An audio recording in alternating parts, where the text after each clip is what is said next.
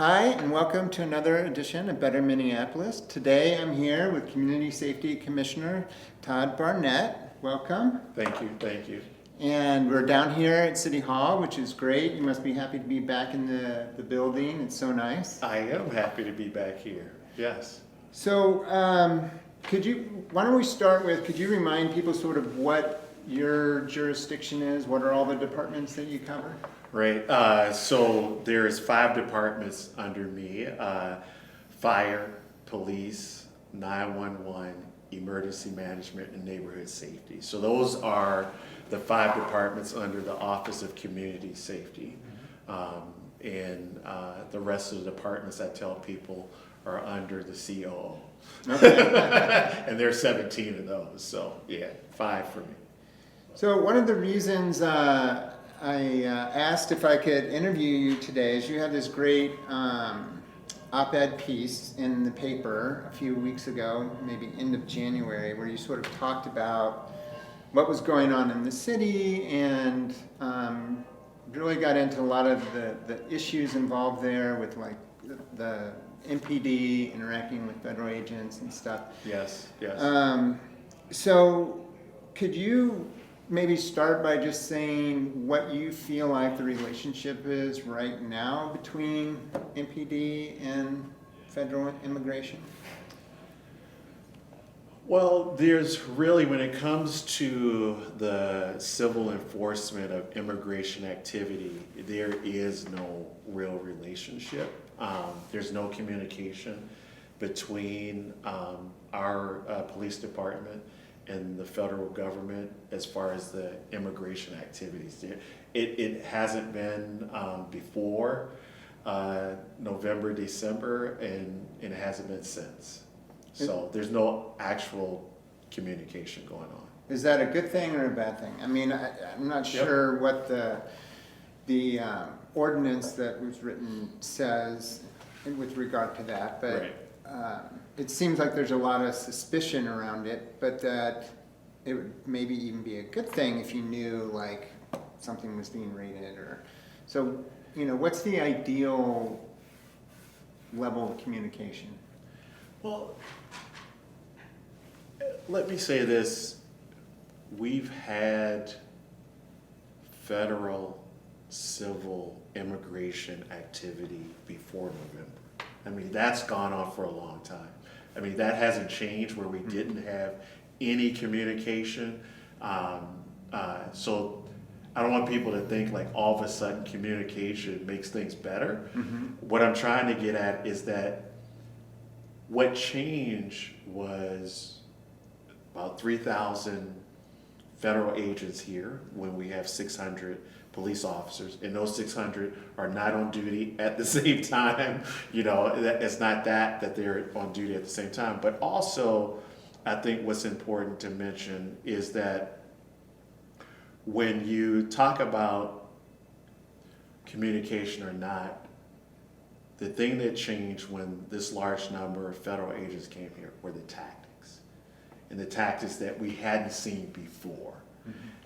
So if you would say, going back to the time before the federal agents came in and there was no communications and things were not such that our residents were terrorized, people were still going to work, kids were going to school, I would rather have that and no communication than to have communication.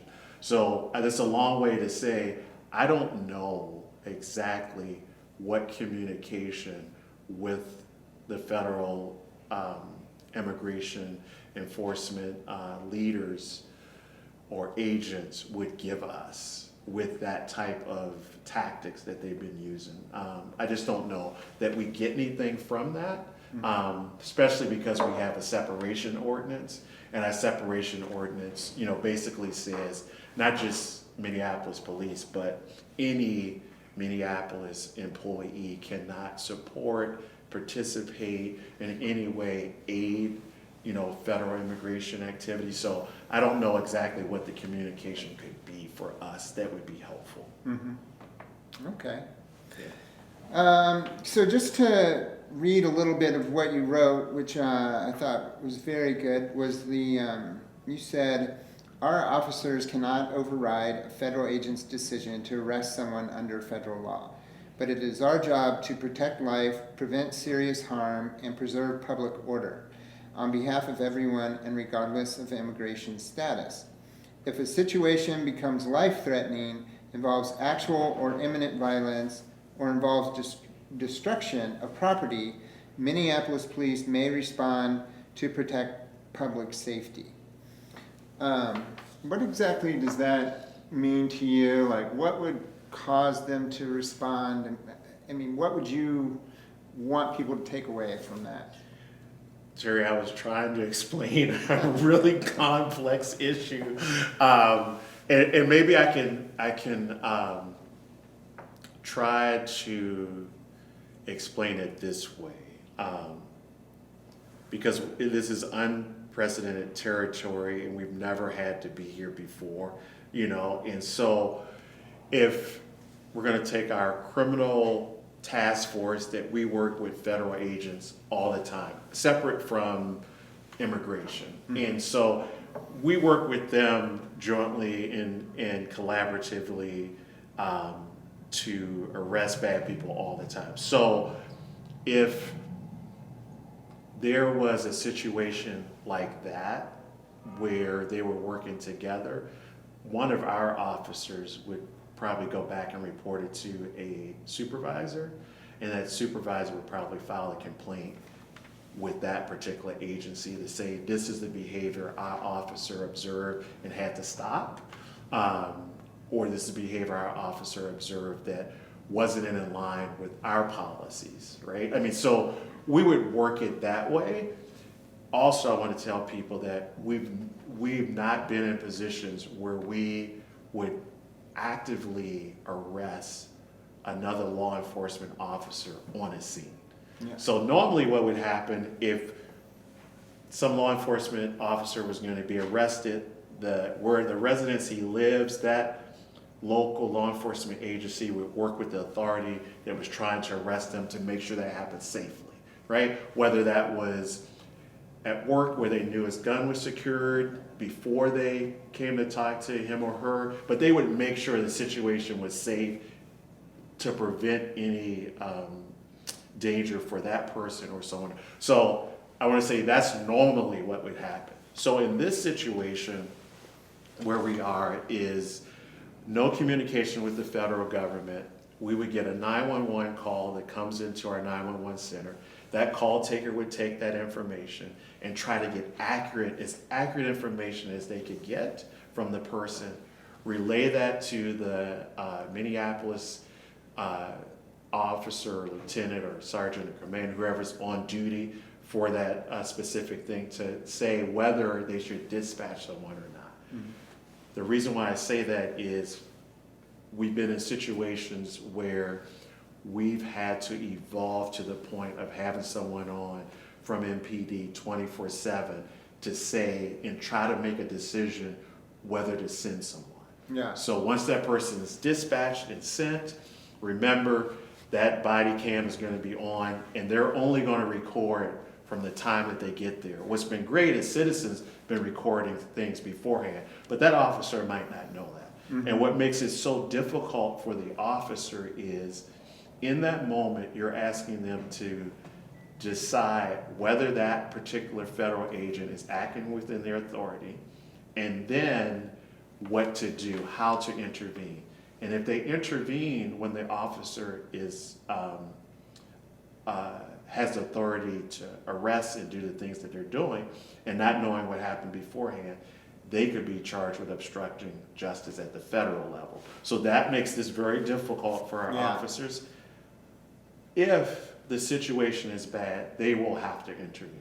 And you've seen them do things to de-escalate the situation. And we know that the presence of ICE has made things escalate, where we had large crowds, we had objects thrown at people. I mean, and that has been dangerous for everyone, although the majority of our residents have been peaceful, demonstrating everything. We've removed as fast as we can those officers out of that situation, meaning the federal law enforcement officers out, so that that will de-escalate, because that's the training our officers have. De-escalate first, and then try to do what we can.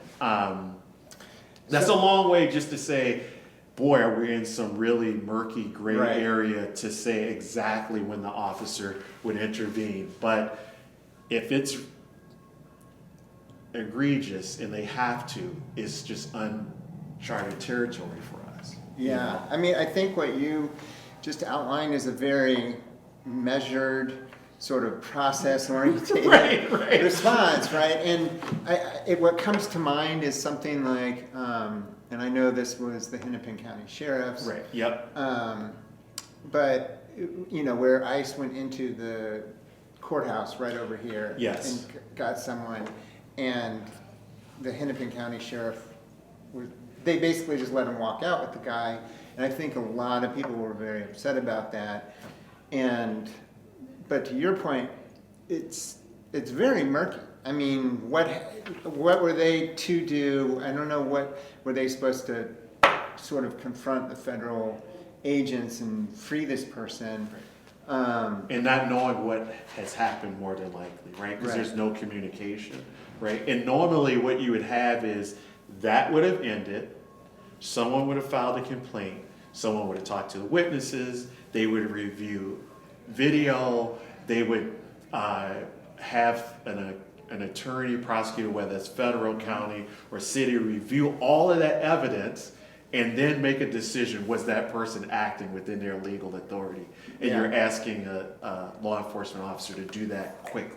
And- Well, and for that process, that after arrest process that you just described to play out, would assume that, like, that person hasn't been put on a flight and sent to Texas. Or Yes, right? right, that they're not already gone. Yeah. Right, that's so true. It is just a really difficult situation. And do you think that kind of your office has learned things that if they were to, say, do another surge before the election or something, that you'll be more prepared for it this time, or have like different processes in place, or what?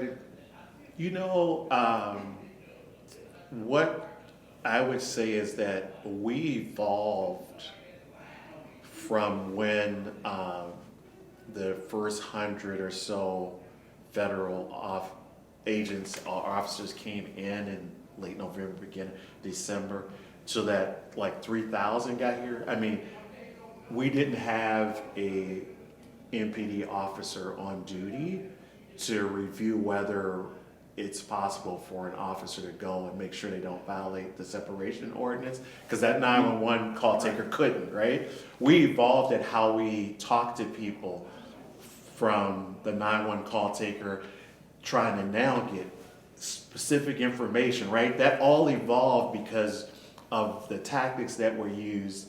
And so I think one of the big things that I don't want to dismiss here is not just us evolving, it's not just us who reached a point, I think, to be an example for the rest of the country on how to respond, but it was our residents of Minneapolis, it was our suburban residents coming into Minneapolis to observe peacefully, protest peacefully, gather evidence with videos and things that we wouldn't have had without them. I mean, they were on the front line getting information to us. I mean, really, that is the residents' response that was just overwhelmingly positive. On the one hand, you had the residents who were afraid to go out their home, afraid to go to businesses, afraid to go to work, kids afraid to go to school. And then you had this wonderful, amazing community of residents who were, hey, I'll go get your groceries. Hey, I'll walk your kid to school. What can I do to help in that big arms around community that was happening? Can't be dismissed on the response. I know people look at us, right? And I think it's still happening, right? Yes. So in your mind, has the drawdown been accomplished, right? I mean, I've heard different kind of takes, and I mean, Representative Angie Craig and Ilhan Omar visited this, and there's like nobody there apparently, Right. but then I see these reports that, you know, the flights out of the airport are still continuing, and people that I know that are busy, have been busy, doing the grocery runs and stuff, they're still busy doing them. So where are we halfway to drawdown? Are we at the, you know, in your mind, where are we at with the getting back to normal, if you will? I'll talk about two things. One is that we don't have communication with the federal government. We're like everyone else trying to figure this out. Like, are they really gone? I mean, we're hopeful, but we still want to verify that the numbers are going down. So we're like everyone else in that respect of the different avenues of trying to get information to really bring some comfort to our residents and visitors that we're back in a safe place. The second thing I would say that I think you really touched on is that we really have to think about this as long-term recovery. I don't see that the impact that this surge has had on the city of Minneapolis, the state of Minnesota, that we're going to recover in 30 days. That's just not possible. There are businesses that are closed. There's businesses that are struggling right now. There are people that are afraid to go out, people not going to work. I mean, this is going to be huge. You hear about kids and the impact this has had on their mental health. And so I just really think the recovery part for us is long term. Yeah. I don't know when that ends, but we just have to look at, as city government, what can we do in this recovery point. I hope that we're moving to being in a recovery, and I think you heard Mayor Fry, you heard Governor Walz talk about the financial impact in asking for assistance for the city, asking for assistance from the state and the federal government, just to try to get back to what we hope to be normal. But I say to, you know, my friends and other people that ask, right now, every law enforcement activity, I shouldn't say every, a lot of our law enforcement activity that occurs used to occur without a call to 911. And what I mean by that is citizens see some activity, they're calling 911 still because they think it's ICE. Right. And then we have to verify whether or not that's the case. I think we're forever in that place because of the surge, that people will be very nervous until they feel comfortable that the activity that's happened is non-ICE related. And that's gonna be a struggle. So along those lines of kind of recording, has MPD sort of, I mean, obviously the 911 calls are there, probably 311 calls are there. Is there other documentation that you think people will be wanting to see around, you know, how many incidents people, you know, MPD responded to, things like that? Here's been one of the difficulties with really what I would say is knowing accurate information. So I'm going to use 911 as an example. So the call comes in that there's ICE activity, come help us. Someone's in a car, they're breaking windows. We dispatch a call. Normally that would just come in normal dispatch. There wasn't a code for ICE. There wasn't a code for federal enforcement of immigration. There was no code in our system to be able to go back and look at that. So in order for us to go back and look at some of this stuff, we would have to pull every single one of those and then figure out what was the outcome. It could be that, let's say, Dakota County was executing a warrant of a murder suspect in a car. Someone thought it was ICE. We don't know that until that's over, but in our system, it might have come in at ICE, but on the outcome, it was something different. And we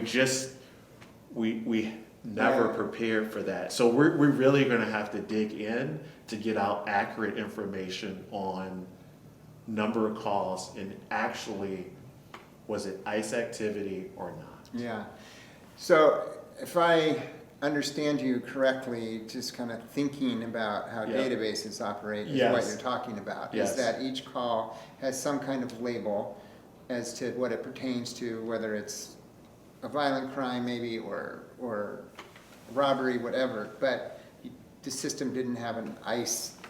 Right. It's not easy to just go in and say, show me all the 711 calls or whatever the code would be, and it pulls up everything. Right. So let's say, easy one, ICE vehicle crashes into a civilian car, right? Dispatch would have said traffic accident. Right. Right? That's what it would have came. Maybe we don't even know it was ICE related. It would come in as a traffic accident. Right. That's how that code would come in. If we knew it was ICE, that code is probably traffic accident, maybe a note in there that they could put in a note what it actually was, but to your point, no actual code for that. I think that's good to understand, because I can certainly see people feeling like you should be able to pull up a report like that. Right. And it sounds like there's a lot more investigation needed and to come up with even just that reporting. And to make sure it's accurate across all, right? Call comes in, what did we have? MPD responded. What was that? Call comes in, maybe our behavioral crisis team went out. Right. Because there's a mental health thing, and they got there and it was actually ICE related. I mean, there's so many different avenues to try to gather this information and try to figure that out to make sure we're being accurate with it, Right. and as least accurate as possible. Yeah, I can see how it'd be, just that would be complicated to come up with that, and probably a lot of hours, right? So that kind of leads me to my next question. Yep. I've heard, them talking about how many. I think I heard that like you've used your overtime budget already for the year now. So, and that was a contentious issue last year, was overtime budget. So what happens now? I mean, do you have to like go and ask for like an increase in overtime budget? Do you end up starting to cut hours? How do you handle this? Because clearly it wasn't expected, it wasn't built into the original budget, which probably was written last March. Right. So. Right. No, you asked some really good questions. First of all, we have to make sure that we stay true to the core values for all the city and then for our community safety departments. But it's affected all of the departments, right? So, everyone talks about police. Mm-hmm. It's reported that in January, the police were at $5 million in overtime. I mean, no one expected that. We know, and I don't have a number for you, but we know that in the month of January, fire department had a huge increase in overtime because of the activity that was going on. We've had to have all hands on deck across the enterprise, so our 911 department as well has had to call in people to take the increase in calls volume come in. We know that our emergency management, who's led a lot of this, I just had a meeting with the director of emergency management earlier this morning, and we've been having the emergency operations center open 24/7. I mean, so. And what's her name again? Yes, because I feel like I've seen her leading press conferences. Yes. And it's like Director. Her name is Director. First name is not Director. First name is Rachel Sayer is her name. And so what people might not know is that she's leading our conference calls at 11:30 every day to talk about what's going on. I mean, so for her small team of people, it's not more than I think 10 or so, to have to take on this enormous burden at this time unexpectedly and unprecedented. I mean, they're affected. Our neighborhood safety department's affected on trying to make sure that we get folks from the community organizations to help make sure our community are getting things that they need. So, and then you look outside of that, we've had Public Works working. We had our communications team working overtime. It's just for the city, it's going to be enormous budget impact for the amount of hours that people have put in over these last 2-3 months. And so how do you resolve that though? Right. I mean, do you have to like go back and say, hey, we need a mid-year budget thing? I mean, I don't even think the city has a process for doing that, right? So you just go over budget This is probably why I went to law school and didn't pursue any career math, but I think our finance department's going to have to look at this. There is a way to ask for a supplemental budget. I personally don't know the process for that, and I'm not sure, knowing that we have some limitations with budgets already, what is feasible. And I think that's one reason you've heard the mayor say, we're going to have to ask for some financial assistance from the state and from the feds. I just don't know. Can always ask. Right. I just don't. Right. We can ask, but just not knowing we don't even know right now what the actual impact is. Yeah. We've done some preliminary stuff, but we don't actually know the number right now because, like I said earlier, there's going to be some long-term impacts here and effects that we have to look at. So what you've described sounds pretty stressful across all your departments on a lot of people. And there's two things, my real question is what does morale look like now after going through this? Because it's been time away from families, overtime is stressful, even if you're getting paid for it, stuff like that. So that's the first part of my question. Let's start there. How's morale? That's one where I have concerns, to your point, because there have been all hands on deck with not just the departments under me, but other departments where time off has been postponed or canceled. Right. Vacations have. This is prime Mexico time. People want to get out of Minnesota in the winter. Florida, Arizona, sure. Yep, and then there's those people that want to get off up north in the winter as well. Yeah. And they haven't been able to do that. We've stressed to our employees within the entire city what's available for them as far as mental health services and things like that. We know for a lot of our folks who have been in police and fire and 911, they are somewhat accustomed to emergencies. We've been through a lot of them in the last couple of years, but this here is different.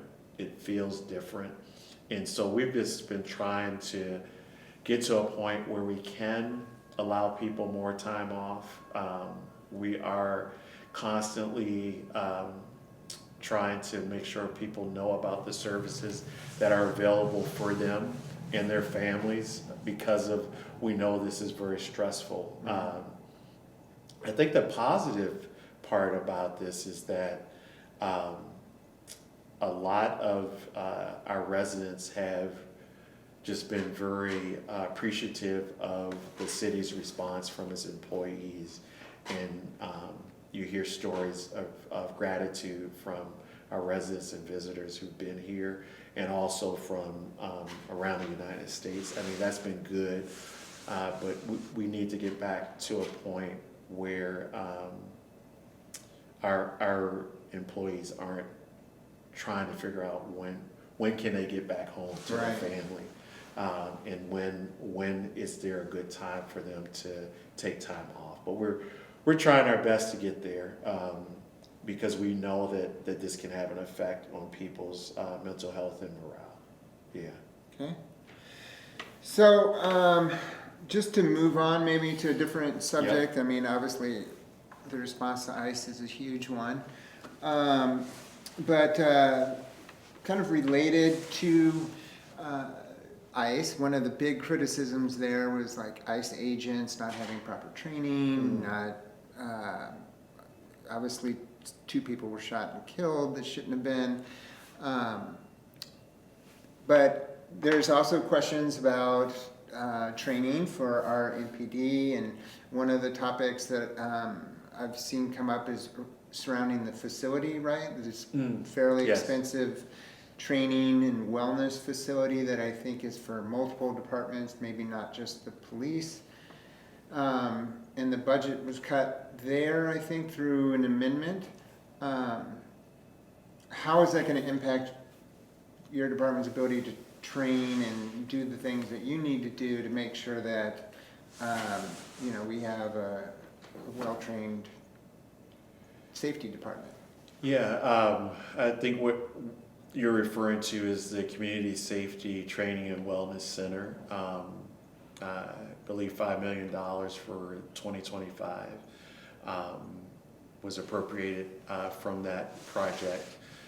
We internally have been working to try to come up with a way to get that project back on track because of the benefits that we've seen to being able to have cross-department exercises together. I think you've heard the mayor talk about our trip as a city out to Emmitsburg. I think that was in 2024, where we all went out there. It was sort of at the end of the after-action report where we all trained one large room and worked together. And I think you've seen, or at least I hope our citizens have seen the city respond in a holistic way to incidents, whether that was annunciation or with the way we respond to ICE, that we've really brought all of our departments to bear to help in how we prepare, how we respond, how we recover, what we learn to do it better later.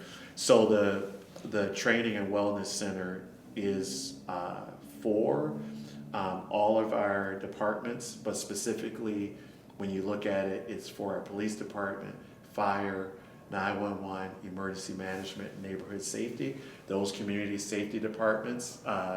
One of the things that happened after the death of George Floyd was that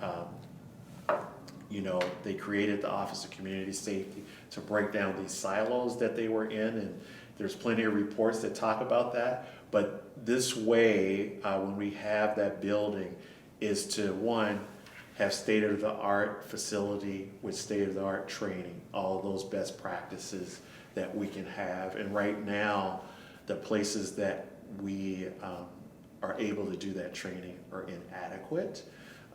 So even though we responded well and we can use our emergency operation training facility where we can bring other jurisdictions in, we can bring other departments in, we've really outgrown that space. And if we want to bring our BCR, Behavioral Crisis Unit, or other, like Hennepin County's EMS or something like that, bring them all in for training, we would like to have a place to do that. And so that building's super important to how we respond as a city.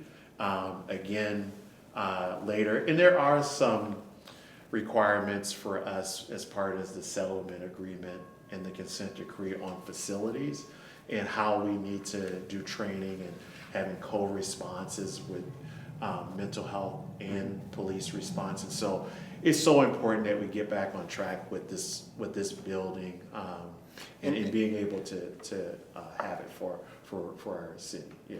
And it's downtown here? Is that right, where it's planned? We are in the process of, and I think people will know within the next couple of weeks, of really identifying a property that we think would work.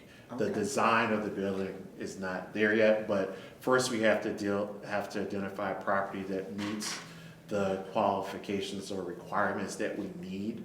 Because you have to think, we don't have a place really where you could drive a fire truck in. I mean, you have the emergency operations center, don't get me wrong, but if you had fire and police responding together, we want that type of co-response where we can have real live scenarios for our folks in a safe setting. And to be able to do that and have control over that property is important for us to sort of meet some of the deadlines that we have for ourselves. So, Okay, so no facility has been identified yet. I guess I didn't I didn't realize that. I thought we want to first identify the property, which I think people will find out in the next couple of weeks. I'm just not at liberty to talk about that, but being able to identify the property, purchase the property, and that has to be approved by council. Once that's approved by council, we can move to what type of structure and development. And this is year long, it's a couple year project to open because property, then construction, right. and then you move people in. So it's a process that will take place over the next couple of years. Yes. Okay, thank you. So one process I'll share that I think people are a little frustrated around is the third precinct. Okay. Yes. Because that's been like 6 years. And so people are wondering, and there's a building, and I know I've seen like RFPs have gone out for community partners there. Yes. Maybe you could help people understand like when's that going to open, what's the obstacles, and then if partners have been chosen, who are they? Right. And so I will say I'm frustrated as well. I think we all are in situations where we might have planned major construction in our house and things aren't going as planned and there's delays, and that certainly has happened here, that we haven't opened that building as soon as we would like to. But I have been assured that by this summer the construction will start, and I'm hoping that we will be able to move in late this year, 2026. That is my hope. We have done, I think, everything possible because I know that where our third precinct officers are in, that they've been in there too long, and it's not adequate for what we want to represent, that we care for our officers, and that's not a good representation. And having a new space will be, and I think they've gotten some good examples from our first precinct.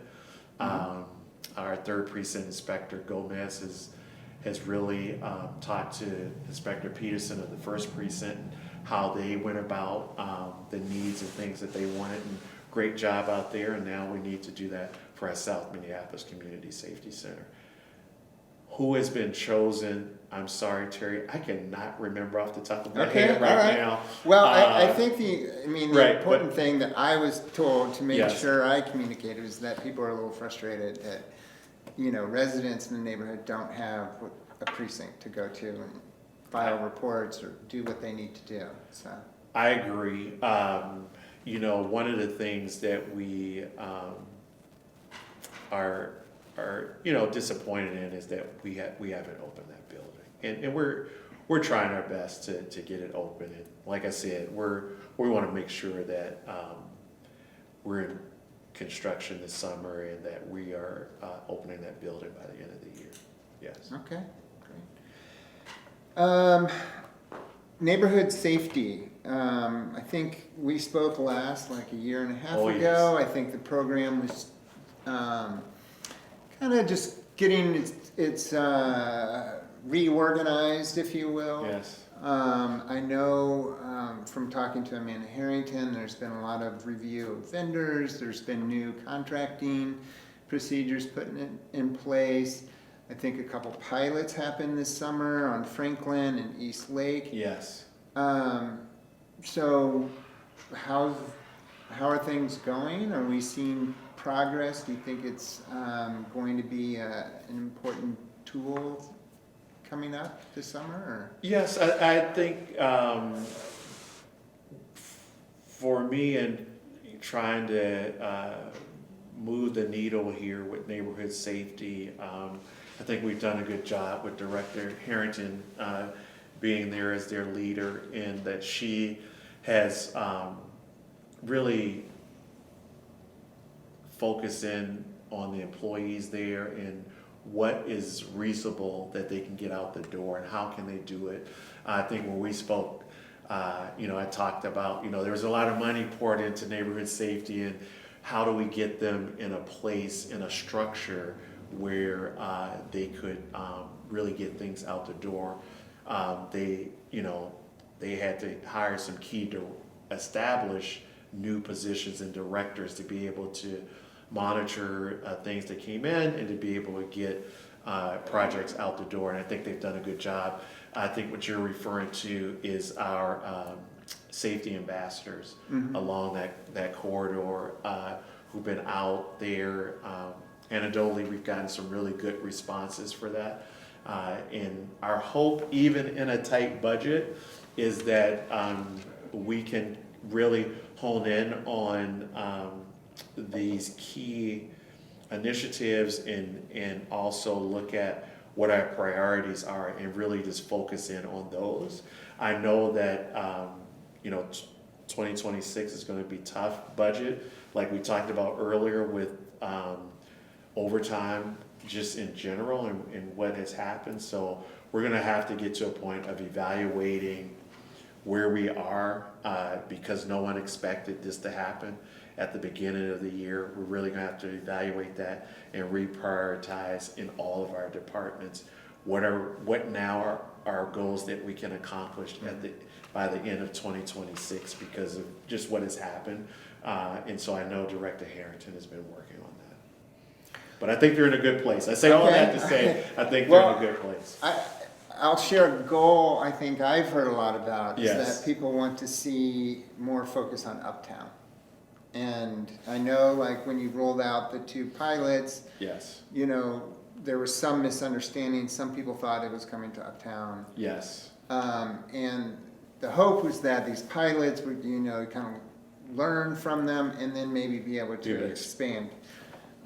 Is expansion on the list this year, do you think? Or? I don't know yet. Okay. And the reason why, and I was out, I can't remember exactly, 6-9 months ago, uptown. They had a big meeting with residents and business owners there. And They're motivated. they are motivated, and they asked me point blank, when could they get it? And I said, I don't know yet.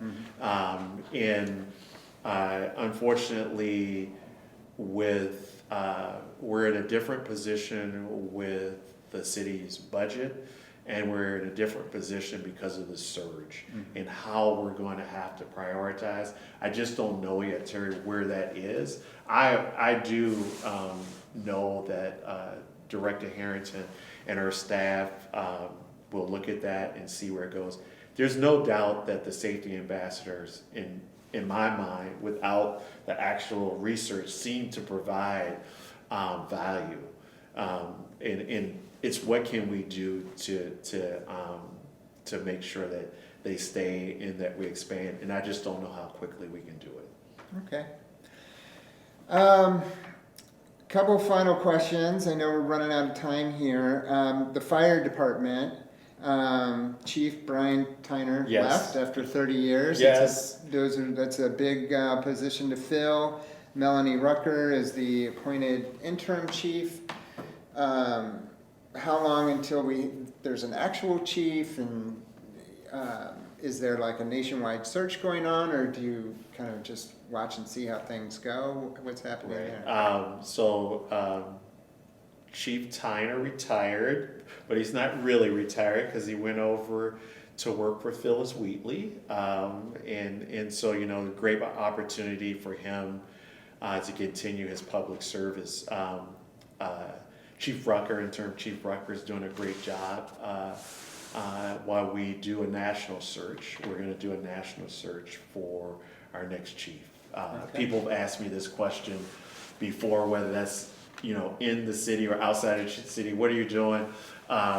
We really have consulted with some folks and really want to make sure we do this right and target the right folks to bring in the best person here. So we are going to do a national search. We are in the process now where we're looking at when we can post the position. So I'm hoping within the next month or so we'll have it posted. When people ask about when will that person start, that really depends on who we select and where are they. I think if it's a person within our fire department, it's probably a little bit sooner.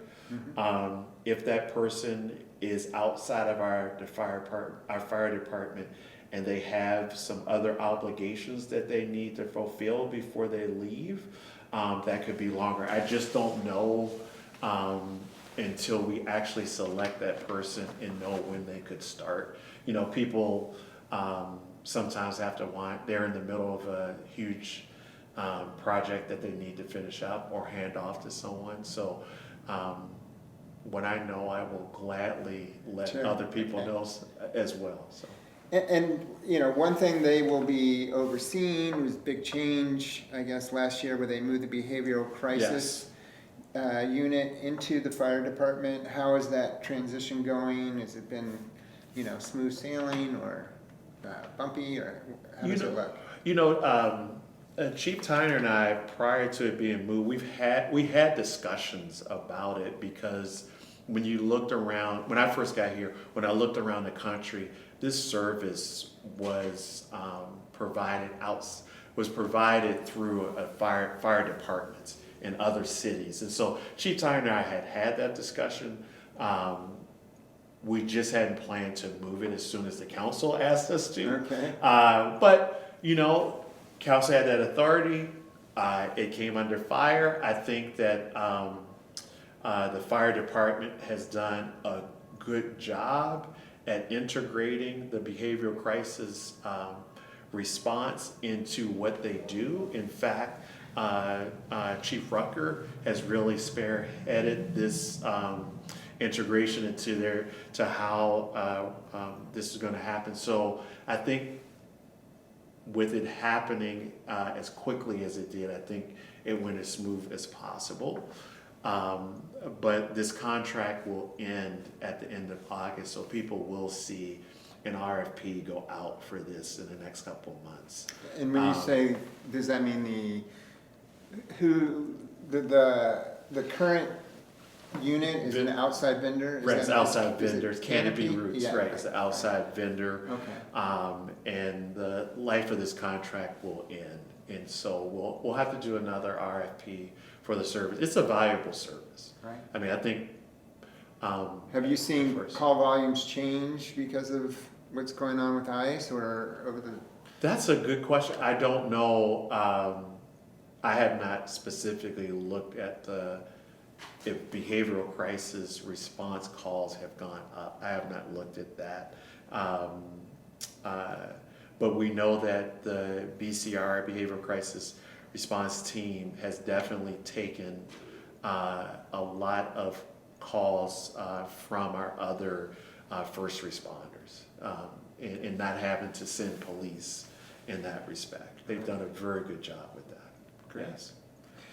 Well, that's all the questions I have for you today. All right. Is Okay. there anything we didn't cover that you wanted to mention? Or?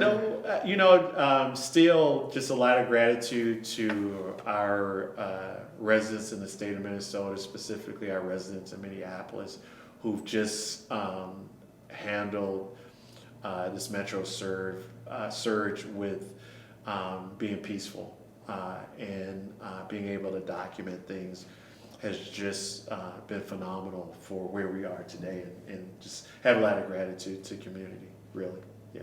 All right. Thank you. Great. All Thank right. you.